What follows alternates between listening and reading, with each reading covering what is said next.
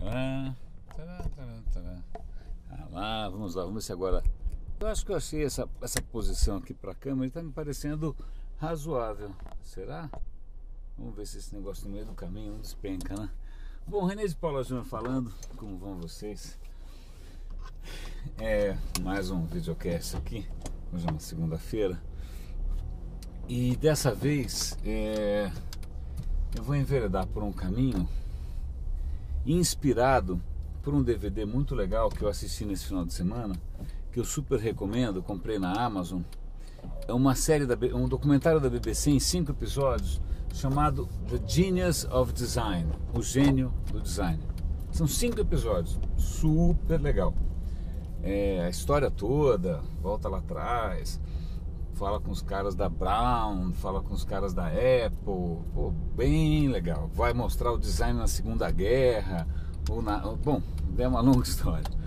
Mas uma das coisas que me chamou a atenção, eu acho que vale a pena fazer uma associação aqui, e eu convido vocês a me acompanhar, é uma história que eu vivi de perto. Finalmente alguma história que eu vivi de perto. Na minha geração tem um timing meio esquisito, né? Mas que é a história do plástico. Eles mostram lá uns designers que na década de 60, 70 se encantaram com a questão do plástico, se encantaram e acharam que o plástico era a maneira mais barata, democrática, legal e diabo a quatro de você estender o design, ou estender a praticidade, etc e tal, às massas a um preço bastante acessível, produção em série, etc e tal. E aí caras entusiasmadíssimos, cadeira de plástico, casa de plástico, tudo de plástico, né? Isso durou um certo tempo e eu lembro disso. Então você tinha lustres coloridos na década de 60, 70, você tinha móveis de criança, uma coisa colorida pra caramba. Até hoje às vezes você vê num lugar ou outro, aí você vê essa pegada 60, 70 e esse entusiasmo. E olha só, a gente esquece que na verdade design não existe o design, né? Existem filosofias de design, existem pegadas, existem approaches, existem ideologias por trás do design, né? Uma coisa, aliás, que vale a pena resgatar, quando a gente fala de design moderno, né? Década ali de 20, de 30, Bauhaus, né? Os caras tinham uma visão do design como ferramenta de transformação social, de construção de um futuro, de construção de um novo homem, né?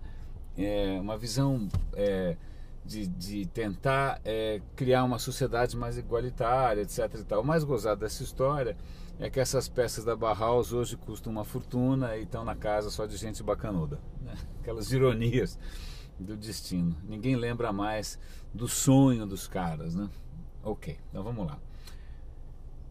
Plástico, né? Eu falei do plástico. Vou fazer agora uma digressão rápida. Eu lembro que no final da década de 90 eu trabalhava numa agência e a gente contratou lá um cara que era um cara bom pra caramba, e o cara era bom em design mesmo, não tanto. Na época web praticamente não tinha muita gente de web ainda, década de 90. O cara era bom de design de embalagens, de logos, né? Design gráfico, muito bom. E aí ele chegou um dia arrasado, porque no caminho para o trabalho ele passou em frente a uma favelinha e ele viu que um dos materiais que os caras tinham usado para parede, para vedação, né? Acho que era vedação de uma parede, era uma embalagem Tetra Pak de suco, ou sei lá do que, de leite, que ele tinha desenhado com o maior carinho, né? Ele falou, puta, que engraçado, né? Aquilo que eu desenhei virou parede de favela.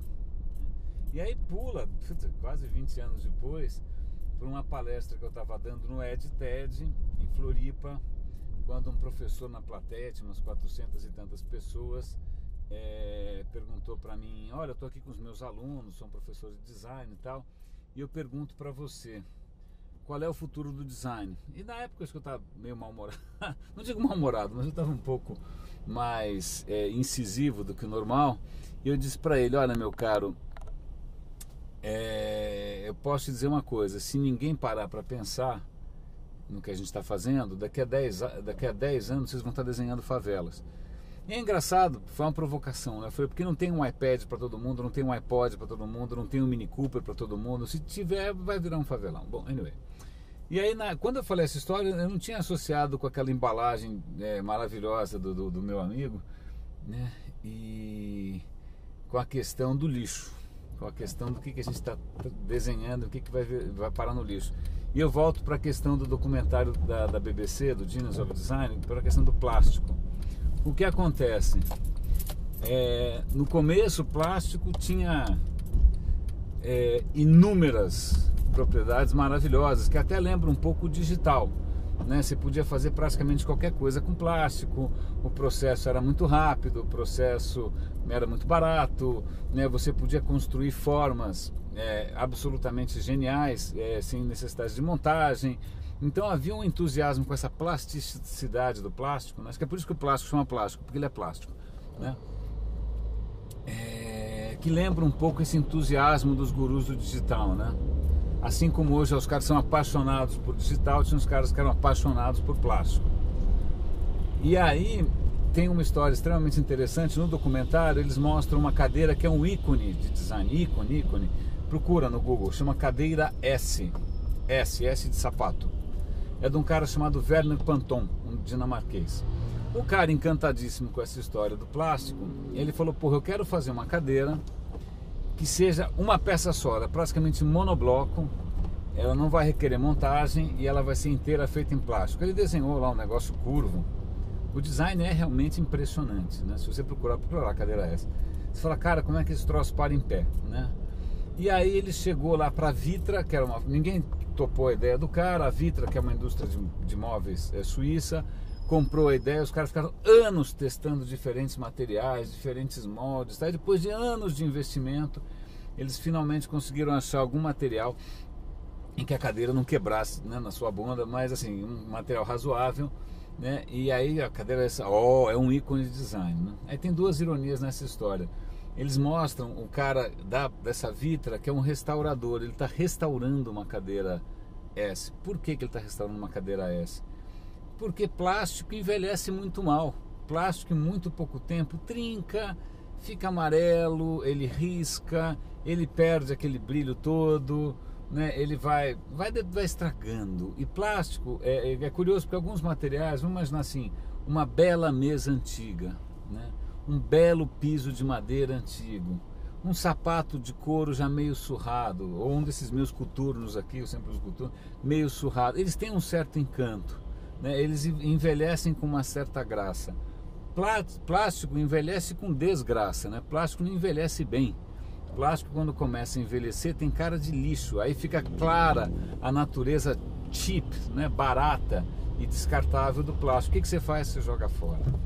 Então aquele restaurador estava ali restaurando uma cadeira S, e aí veio à tona as duas coisas. Primeiro, puxa, plástico pode ser um material encantador, mas é um material que, cara, ele tem lá uma lua de mel aí, mas depois é uma desgraça. O que você faz com isso, né? A segunda coisa que é extremamente interessante dessa história, e que é um pouco de decorrência disso, é que o plástico começou a ser um problema para o meio ambiente. O que você faz com plástico? Ok, você não gosta mais, você joga fora. Cara, plástico não degrada. Plástico fica aí até não poder mais. Sacolinha de plástico engasga tartaruga, engasga golfinho, engasga todo mundo, tal, né? É feia a coisa. E aí, aliás, essa bolsa que eu tenho aqui é uma bolsa, não vai dar para ver, mas é uma bolsa reciclada, tá bom.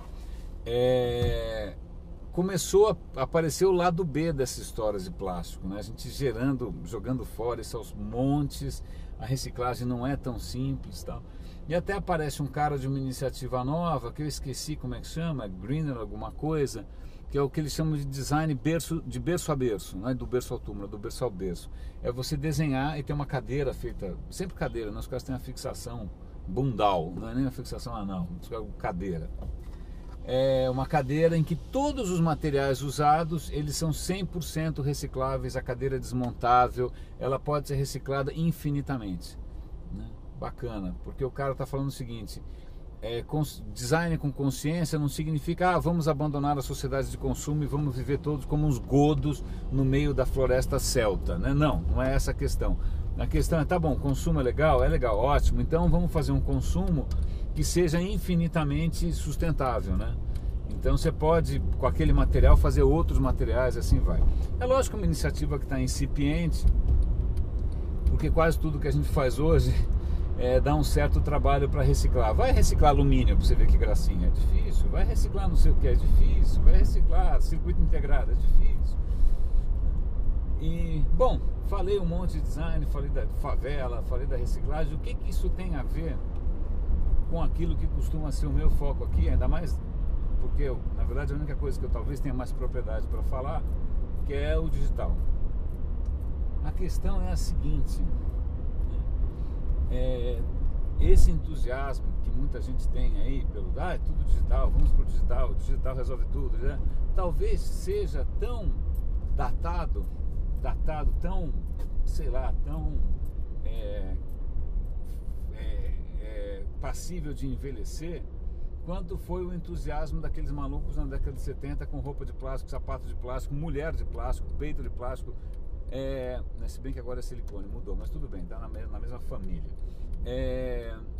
Talvez isso um dia vai cair a ficha que o que?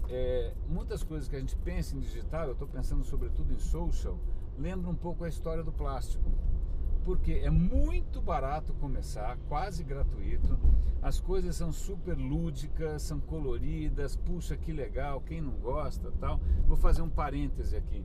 Eu lembro, eu fiz um tempo de engenharia de produção, faz muito tempo isso, né? Foi antes de fazer televisão. E aí tinha um professor que ele contava um caso, ele trabalhava numa indústria de plásticos.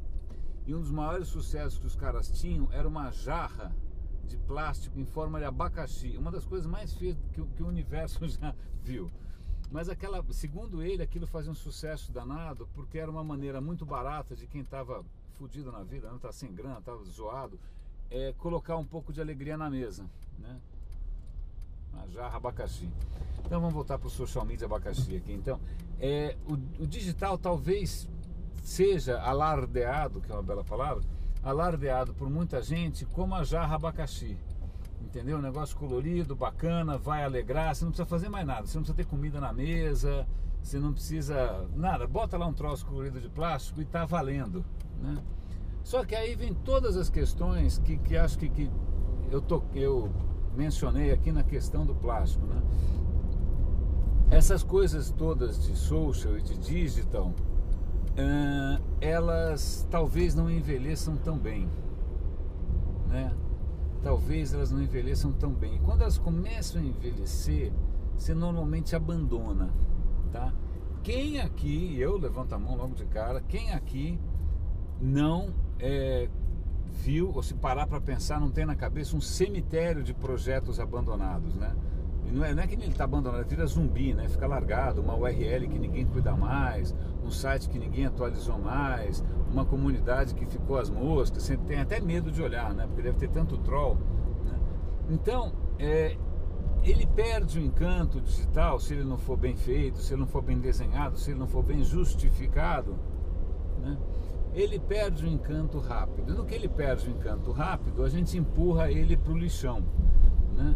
Só que, como os polímeros, né? Como os termoplásticos, os termofixos e demais compostos coloridos e descartáveis, o digital, ele não necessariamente desaparece. Muitas vezes ele pode ficar ali um puta de um tempo, você até esquece, aí um belo dia alguém faz uma busca e aí revira lá o lixão e aparece o que você não queria, né? Bonito isso, vai empilhando, empilhando, empilhando, empilhando. Então é capaz que você esteja, e agora eu vou citar aqui uma palestra do Michel Lent. Michel, até vou depois twittar dizendo que eu mencionei você aqui, em que ele comenta uma coisa parecida. Será que a gente não está com essa mania de ficar criando digital para tudo, de ficar criando app para tudo, de ficar criando não sei o que para tudo? A gente não está gerando lixo, né? Ele colocou isso de uma maneira, fazia parte da apresentação dele, né? Acho que uma chamada à consciência legal. Eu acho que eu estou aqui talvez estendendo isso um pouco mais. Até que ponto a gente não está sendo meio bobo alegre de ficar achando que essas coisas a gente pode ficar empilhando sem parar, né? Deixa lá, tal, desencana, mudou o gerente de marketing, mudou o diretor de marketing, mudou o gerente de produto, deixa lá. Só que esse deixa lá não é bem assim. Então eu vou até contar um caso real. Eu vou checar meu e-mail. Hoje em dia, no meu e-mail pessoal, cada vez eu recebo menos coisas, né? Tudo vem via Facebook, Google Plus e tal. Mas aí eu recebi lá um alerta: olha, um comentário foi adicionado no seu comentário. Nem lembrava mais que zona que era aquela e tal. Aí eu cliquei para ver. Eu não sei por que cargas d'água. Um cara foi adicionar um comentário, obviamente um comentário venenoso, horroroso, agressivo, né? Aquelas coisas bonitas, né? Num comentário que eu fiz há anos atrás, eu não me lembrava mais. Eu não me lembrava. Eu nem sei se eu assino embaixo. Eu nem lembro muito bem o contexto. Eu não lembro mais nada, né? Era alguma discussão minha, que na verdade acho que eu acabo assinando embaixo, que era questionando essa nossa postura um pouco leviana e alegre com relação à pirataria, né? Contrabando, essas coisas que a gente acha graça, né? E que não sai de graça também. Acho que eu devia estar sendo um pouco mais incisivo nessa questão, mas puta, eu juro que eu não lembrava mais. Isso devia estar largado lá atrás. Aliás, eu até acho que o dono daquele conteúdo também já não lembra mais, né? Mas o que acontece é que, puta, sei lá quantos anos depois, como essas coisas não é que ela vai ficando amarelada, não é que... Não, o cara entra lá e fala, ó, uma página que eu vou trollar, bum, aí volta e te ataca pelas costas, né? Aí que eu falei, o que eu faço com isso, né? Vale a pena eu questionar esse troll? Vale a pena eu estender essa discussão? Deixa quieto? Aí eu falei, bom, se eu deixar quieto, isso vai ficar aí para sempre também, né? E daqui a, sei lá, quanto tempo alguém vai fazer uma busca e vai achar e vai falar, olha aqui, ó, você deixou barato o que esse moleque falou, quer dizer que você concorda. Aí eu pensando nessa coisa, né, do digital que não é biodegradável, eu fui lá e fiz um comentário que provavelmente o cara vai me azucrinar ainda mais, coisas do futebol, né? Então, nessas horas, isso é uma coisa curiosa, né? Uma das coisas interessantes de você ser uma criatura orgânica é que você envelhece e morre, né? Uma bela hora você vai embora e desencana dessas coisas. O digital, ele não morre, ele fica aí, né? Então, como é que você lida com isso, né? Se as suas opiniões mudaram, aquele negócio vai voltar para te assombrar, né? Mais ou menos como os lixões. Aliás, volta e meia aparece algum escândalo desses, né? De repente alguém na Europa vendeu toneladas de lixo tóxico para algum governo africano que fala, me dá aqui um troco que eu pego esse teu urânio enriquecido aqui e jogo aqui no meu quintal, né? Então volta e meia a gente empurra o lixo, né? Aliás, recentemente acho que também teve mais um episódio desses, né? Chegou aqui no Brasil uma carga de esgoto europeu, né? Uma coisa bonita que alguém aqui queria aceitar, né? Provavelmente a troco de dinheiro de pinga, né? Aí felizmente acho que alguém pegou a tempo e mandou de volta. Então fica a questão aqui, meus caros, né, meus caros. Primeira questão aqui, design não é uma coisa assim, design, não é uma coisa assim tipo, o design, não existe o design, existem diversos designs. Tanto que se você for pesquisar um pouco, for ver um documentário como esse que eu vi, aliás eu recomendo outro chamado Objectified, recomendo o Helvética e tal, tem ideologia por trás de uma fonte, né, de uma tipografia, tem ideologia por trás de uma cadeira, tem uma ideologia por trás de qualquer coisa, né? E você, eu acho legal você ter muita clareza com relação ao que você acredita e o que você quer com aquilo que você faz. Essa é a primeira questão, né? Deixar de ser bobo e achar que essas coisas são neutras. Nada é neutro, tá? Segunda questão, pensar se aquilo que você está fazendo, como é que aquilo reage ao tempo, né? Ele vai perder o brilho, vai envelhecer e vai ficar um troço abandonado? Ou ele talvez ganhe algum tipo, né, de charme, né? É isso que eu penso quando eu olho no espelho e vejo meus cabelos brancos, né? Tento encarar isso como algum tipo de charme, né? Sei lá. Mas, anyway, mas ele vai ganhar algum tipo de charme, ele vai ficar melhor com o tempo, ele vai enriquecer, ele vai se aprofundar, né? Ele vai se desdobrar, vai criar frutos, ou você está fazendo, sei lá, potinho de iogurte, entendeu? Ou você está fazendo garrafinha de PVC, né? Ou você está fazendo, sei lá, pneu que vai virar, sei lá o que vai virar pneu, com muito custo vira asfalto. Então pensa um pouco nessa história pensa um pouco nessa história, que muito provavelmente você está se achando super bacana, super moderno, super isso, super aquilo, mas talvez você seja daqui a 10, 20 anos, quando alguém olhar para trás, vai te achar tão ridículo quanto o cara que usava roupa de plástico, no sofá de plástico, na casa de plástico, no carro de plástico, uma mulher de plástico, né? Cara, na boa, você seja plástico, né, no sentido humano, seja plástico no sentido mental, seja plástico no sentido afetivo, mas não seja de plástico. Meu caro, grande abraço, René de Paula Júnior falando. Deixa eu desligar esse negócio aqui. Abração.